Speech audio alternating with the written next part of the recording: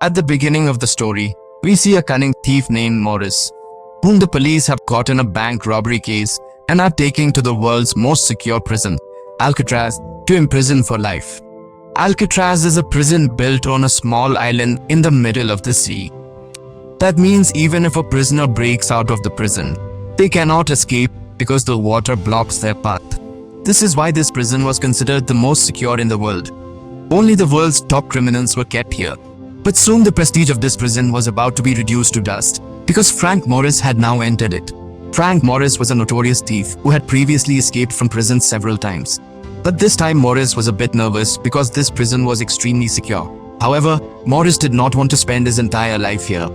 He wanted to escape from this prison as soon as possible. As soon as he entered the jail, Morris started thinking about escaping. Morris is fully checked from head to toe and locked in a cell. A guard comes and says to Morris, "Welcome to Alcatraz," and this is where the real story begins. A bell suddenly rings and all the cell gates open automatically. An officer summons the prisoners. Discipline in this prison is extremely strict. Inmates must obey rules on cleanliness and returning to their cells on time. All, wearing the same uniform, come in line to have breakfast. In front of Morris is a prisoner named Litmus. Morris complains he has no fork for his noodles. Litmus tells him this isn't home and to eat what he's given. Then, a dangerous inmate named Wolf starts taunting Morris. Every prisoner was fed up with Wolf. He used to impose his will on every prisoner here, and there are numerous rape cases against him. In this prison, extremely dangerous prisoners are kept. Here, Litmus asks Morris for some food, and Morris gives him his plate. When Morris looks from under the table, he realizes that Litmus is not eating the food himself, but is giving it to a mouse. At night, a guard takes Morris to the warden.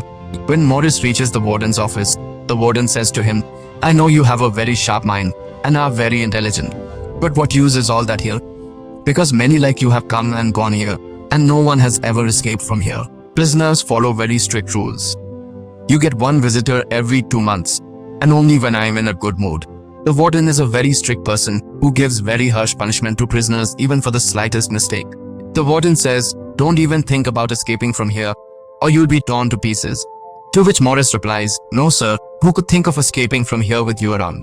But in reality, Morris had been planning his escape from the very first day.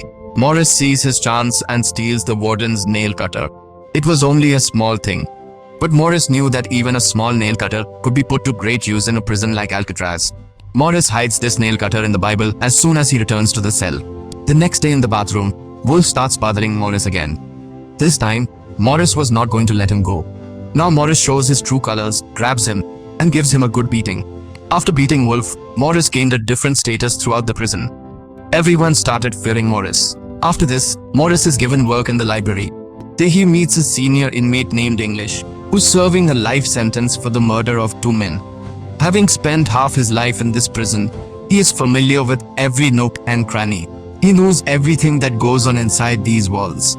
He also knows that Morris and Wolf had a fight this morning. He gives Morris some books, which Morris has to deliver to each prisoner's cell. In the next scene, they show an open area where prisoners are playing some game or the other.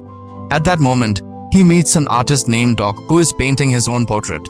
Doc is a very simple and decent person who has been serving his sentence here for many years. He was very fond of painting and spends most of his time painting. Doc said that in a prison like Alcatraz, anyone could go mad, but because of his painting, his mind is still functioning normally. Morris asks Doc why he has painted that flower on the shirt in this painting. Doc says, "This is my happiness, which is only in the painting, not in my mind." After that, when Morris looks to his right, he sees English up above. Morris goes towards English. When Morris gets close to him, his followers stop him. Then English signals that he's one of us, let him come. Morris goes and sits next to him and immediately speaks his mind. Morris tells him, "Please help me escape from here." Hearing this, English bursts out laughing. "Look son, this isn't just a prison, it's a grave for all of us. To escape, we must die first. It's the only way our bodies will reach the cemetery. Let's assume you even managed to climb these big walls and then got past the dangerous security forces. And even if by some magical power you manage to escape from the hundreds of guards here and get out of the prison, you still won't be able to flee, because the sea will block your path ahead. So don't waste time and quietly serve your sentence. At least you stay alive." But Morris was determined to escape the prison at all costs. That night, an officer told Morris that he'd been assigned carpentry work for the next day. paying 50 cents an hour. Morris immediately agreed to the job because he thought he might find a tool there that could help him escape. The next day, Morris asks Litmus for a way to escape from here. Litmus says, "Oh, it's very easy. Every cell has an air vent through which you can reach the roof. You might escape." Litmus walks away, smirking at Morris. Doc then warns him that Wolf is coming. Just then, Wolf attacks Morris with a knife. Morris wraps his coat around his hand and starts to fight back. A guard tries to intervene, but Wolf attacks him with a knife. The situation escalates and the watchtower guard opens fire. Only then do Morris and Wolf finally stop fighting. Morris had no idea there was a guard on the watchtower. He now became extra alert and started noticing every detail about this prison. Morris and Wolf are taken to D block by the guards, where prisoners are kept and tortured all night. This was a cell where no prisoner wanted to go. Before leaving, Wolf threatens Morris that, "Son, your death will be at my hands." That night, Morris has to endure various forms of torture, which leaves him in a very bad condition. After staying in this dark cell for 2 weeks, he is brought back to his cell, where Litmus sends a note to Morris through his pet rat. It reads, "Welcome back, Morris." One day, a new prisoner named Charlie arrives and is placed in the cell next to Morris. Morris and Charlie quickly become friends. Morris then introduces him to his other friends. At the same time, the warden checks every prisoner's cell without informing anyone. When he goes into Doc's cell, there are many paintings made by Doc in it. The warden is amazed that his paintings are increasing day by day. Doc has also made a painting of the warden. Seeing it, the warden starts to smile. But for some reason, the next day the warden orders the guards to throw out all the paintings made in Doc's cell. The warden's decision completely broke Doc from the inside because Doc was living solely for his paintings. He loved each and every painting he made, as it was his only source of happiness here, and even that was taken away from him. Morris reassures him that it's alright. They were just paintings, you can make more. But Doc couldn't come out of the shock. The next day, seeing him, Morris tells the guard, "Please keep an eye on Doc. He looks very disturbed. He might harm himself." The guard then tells Morris, "Mind your own business." Doc is given carpentry work with Morris and secretly slips something into his pocket. After that, he calls a guard and cuts off 3 of his fingers with the axe given for carpentry, saying he doesn't need the fingers with which he cannot paint. Saying this, he starts screaming. Then the guards take him away. Morris sees that Doc has put into his coat the same flower he used to make his painting. Perhaps he's trying to tell Morris that these people have taken away his happiness. Morris picks up Doc's severed fingers, puts them in a box, looks at the guard and says, "Go give them to your warden. He'll be very happy to see this." The next day, Morris is sitting in his cell. Just then, he sees a cockroach going inside the air vent, which makes him realize there must be a way out from there. In the meantime, English comes and says that Doc cut his own fingers because his permission to paint had been revoked. So, out of frustration, he cut off his fingers. Hearing this, Morris becomes very angry. The next day in the dining hall, the warden asks Morris why he is supporting Doc so much. He says it's nothing like that, and saying this, Morris goes back to the table and sits down. There he meets the brothers John and Clarence, but Morris talks to them as if he already knows them. In fact, the two had been in Morris's gang in another prison. John now finds the task of escaping from prison easier because the two brothers are sharp-minded like Morris, and now the 3 of them begin planning to escape. In the afternoon, Charlie's girlfriend comes to meet him, while on the other hand, English's daughter comes to see him. As soon as English sees his daughter, tears come to his eyes because she had grown up a lot in his absence, and he deeply regrets not being able to see his daughter's childhood. On the other hand, Charlie's wife tells him that his mother is very ill, and the doctors say she won't live more than 12 months. Hearing this, Charlie also starts thinking about escaping from Alcatraz, and just then a guard comes and says the visiting time is over. Very distressed, that night he tells Morris, "If you make a plan to escape from here, include me too." The next day Morris, Charlie, John and Clarence meet, and Morris tells them that every cell has an opening from the air went up to the roof, and secondly, this place is in the middle of salt water, which has weakened the walls. "I have a nail cutter and I've already started digging. If I dig little by little and make a small tunnel to reach the roof, then after scouting the place we'll figure out how to escape from here." John asks, "If the guards find out at night that you're not in your cell, won't they get suspicious?" At this, Clarence says, "I have a solution to that problem." He says there's a barber I know here who cuts the prisoner's hair. He can supply us with hair, and using it we can make a dummy head and lay it on the bed. After that, Clarence and John decide to escape from the prison. Even if we come out through the hole in the wall and get up onto the roof, the guards won't be suspicious because fake heads will be on our beds. But the issue still was that even if we got out of the prison, how would we cross the water? Morris says to John, "Look, I'll need your help with this. You work in the clothing department. You'll find the raincoats made for the guards there. So steal a few and give them to me. We can make an inflatable raft and life jackets from them to cross the sea." Here, Charlie says, "Brother, give me some work too. I also want to help you guys." Morris tells Charlie, "When I dig out the ventilation grill, you keep watch so no guard sees us. And when you dig, I'll keep watch." Everyone likes Morris's plan, and they start work that very night. But the nail cutter was too small for digging the wall, so Morris had to exert a lot of effort, and he was finding it quite difficult to dig. He even gets blisters on his hands, but he slowly keeps digging that hole. The next day at the dining table, he tells his friends that he needs a bigger tool for digging. Digging the wall with a nail cutter is very difficult. Then, as Morris looks at the spoon in his hand, an idea occurs to him. He deliberately rubs the spoon on his shoe to make it dirty. Morris called the guard, said his spoon was dirty and asked for another. So everyone else also requested the guard to change theirs. The guard doesn't find anything suspicious and immediately allows the spoons to be changed.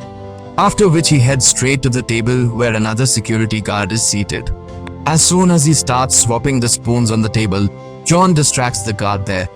And taking advantage of this, Morris picks up 2 spoons instead of 1 and hides one in his pocket. After which he goes straight to his cell. At night, English comes to give him a book. So Morris asks if there's any equipment here for welding. English understands that Morris still has escape on his mind. He says, "I've already told you your attempt will be in vain, because you'll get caught and might even lose your life.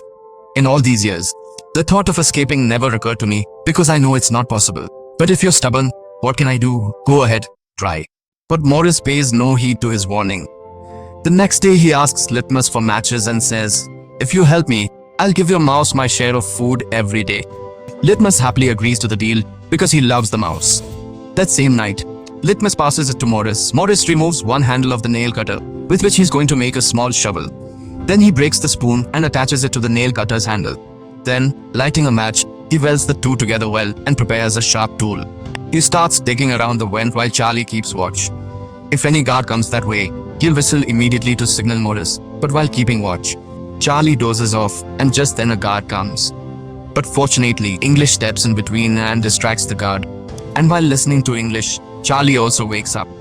But in his panic, he can't even whistle. He drops something as a signal. Morris quickly covers the vent and lies down. The guard notes a burning smell. Morris says, "On your watch, sir? No one would dare smoke. I smell nothing." The guard feels reassured. Someone appreciates him. Once the guard leaves, Morris starts chipping the concrete from the vent. But he discovers the ventilation grill is also screwed in. He'll need a sharp tool to cut through. Whenever he gets a chance outside, he secretly disposes of the concrete he's removed. The next day, while doing carpentry work, he picks up a piece of metal that's sharp like a knife. But someone says to him, "How will you get it out past the metal detector?" Morris says confidently, "I'll handle that." As Morris leaves, the metal detector at the door beeps. He was actually carrying the metal by hand. The guard asks why Morris is taking the metal. Morris says it's for hanging his clothes. "Don't get clever, give it to me." The guard takes it, frisks him thoroughly, then lets him go. But a hero is always a hero. He stored 2 metal pieces, one in his hand, one in his shoe. He uses the sharp metal to cut the grill. Now it's time to make a fake head to fool the guards, and all 4 take on their responsibilities. Charlie asks the guard for some paint, saying he likes to make art. The guard doesn't refuse and brings in the paint. Morris grinds the concrete taken from the hole into a powder. John collects hair from the barber shop, and Clarence gathers old books and magazines from the library. After all the materials are gathered, Morris starts making a dummy head using water and old magazines. He then applies paint and fake hair to it and prepares a fake head that looks completely real. At the same time, to further strengthen his plan, Morris made fake cardboard panels so that no one would suspect that someone had dug a tunnel in the front wall. One night, Morris decided to go up alone. He placed the dummy head he'd made on the bed and covered it with a blanket up to the neck. After that, he took the fake cardboard and came out through the tunnel. Morris holds onto the pipes and slowly climbs up to the roof. On the other side, Charlie is keeping watch outside. After reaching the roof, Morris sees that there is an iron grill above, which he cannot reach even by jumping. Meanwhile, a guard comes and asks Charlie why he is painting so late at night and why his friend Morris went to sleep so early today.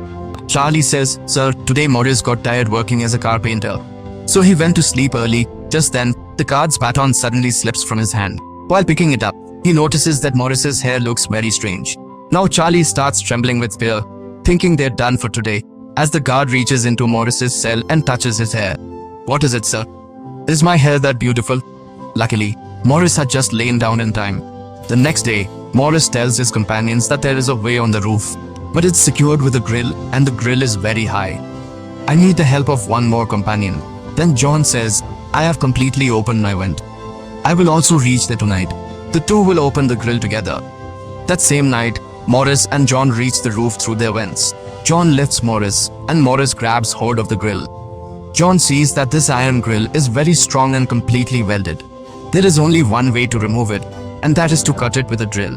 The next day in music class, everyone is playing the instrument of their choice. Just then, Morris notices a small fan kept there, and, seeing it, thinks he can work on it to make a drill. For this, he tells Charlie to somehow hide this fan and get it out of there.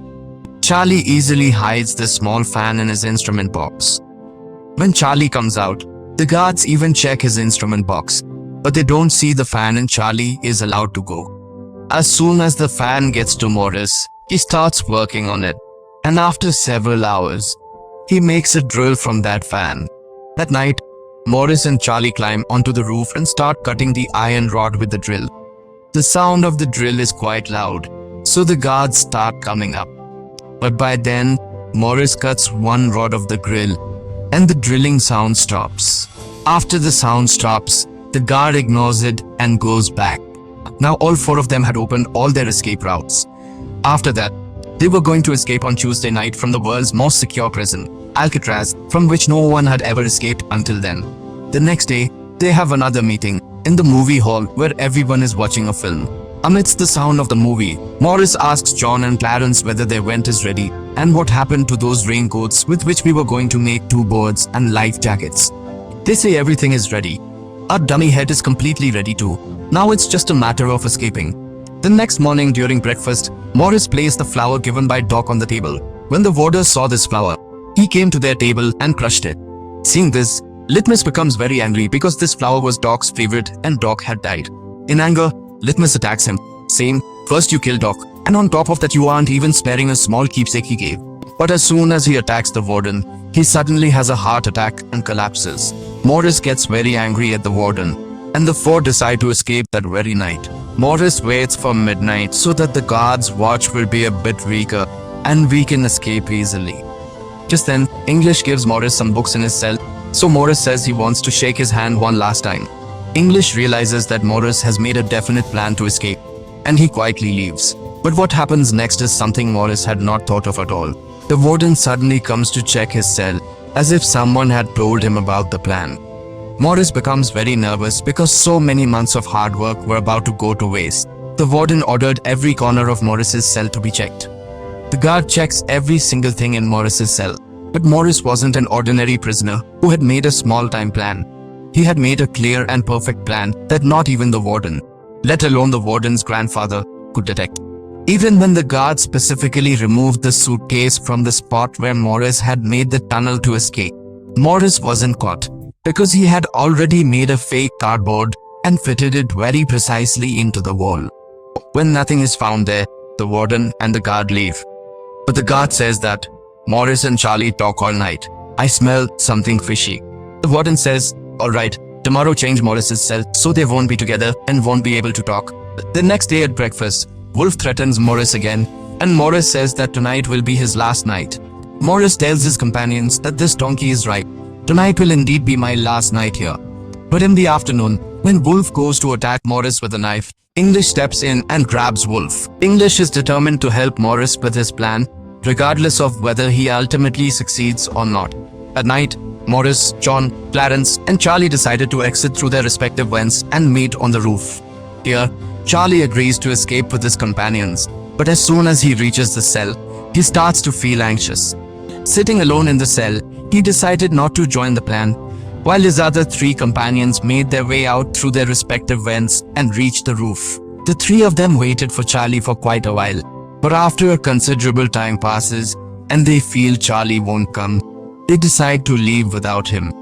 The 3 of them proceed according to their plan, while Charlie's dream of freedom slips farther away before his eyes. The 3 slowly move, hiding from the searchlight. In this way, they stealthily reach the end of the building. Then, sitting in his cell, Charlie feels a surge of courage and decides to escape too. He exits through his vent and reaches the roof. But now it was too late, because he couldn't reach that door above on his own, meaning he lost his chance at freedom due to fear. Meanwhile, the 3 of them hang from a pipe on the roof and come down to the ground. Avoid the gaze of the security guard sitting in the tower, reach the prison's last wall, and then, one by one, climb over the fence wall and escape from the prison. Now all 3 of them ran quickly to the edge of the sea. Then all 3 of them took out the raincoats and started inflating them with their mouths. It was taking them quite a bit of time to inflate by mouth, but apart from this, they had no other option. That's why all 3 of them put in all their effort and somehow finally inflate the raft made from raincoats and set it on the water. In this way, the 3 of them escaped, dragging Alcatraz's reputation through the mud. The next morning, a guard is checking every cell. At first, everything appears normal to the guard, but when he reaches Charlie, Charlie is standing in his cell like a ghost and is inwardly taunting himself. If only he had mustered a bit of courage last night, he might have escaped with the others. The guard asks why your friend is sleeping for so long. Saying this, he goes to Morris's cell and calls out to him. However, when there is no response from Morris, the guard becomes angry and opens the cell, trying to lift him by his hair. But when the guard pulls him up forcefully, the head drops to the floor. Seeing this, the guard was stunned, because Morris is no longer in the cell but enjoying the outside world. He had left his dummy head on the bed, after which sirens start blaring throughout Alcatraz. The news spread throughout the prison that some inmates have escaped. The warden immediately searches every inch of the prison for the 3 of them. When they are not found inside the prison, he launches a full-scale search operation in the sea. The warden cannot believe they've escaped, feeling certain all 3 must have drowned in the water. But deep down, the warden knew that all 3 of them were very strong. They must have crossed the sea water and now be breathing the air of freedom. The officers at the headquarters were bombarding the warden with questions. Were you asleep when all 3 of them escaped? The warden is very tense. But then he finds Doc's favorite flower there. This meant that Morris also wanted to take revenge on the warden for Doc. Then the head of the search team comes and reports that they have searched everywhere, but their bodies have not been found. Now, to save his job and his image, the warden tells him to write the report exactly as he says, that the 3 tried to escape but drowned in the water, but no one believed it.